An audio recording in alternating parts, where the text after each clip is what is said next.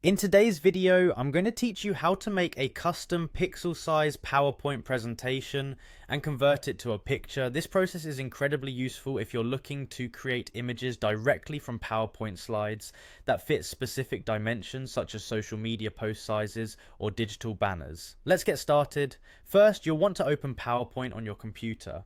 If it's already open, double check that you have the presentation you wish to modify accessible.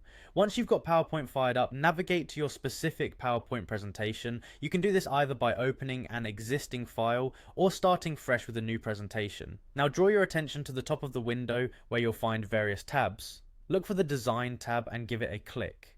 This is where you can modify many attributes of your presentation's appearance, but today we're focusing specifically on altering the slide size.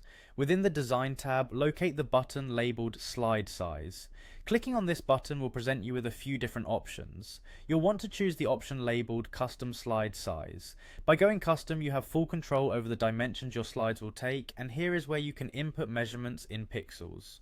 Once you've selected Custom Slide Size, a dialog box will pop up asking for the width and height measurements. Here's where the magic happens. Enter your desired dimensions in pixels for both the width and height fields.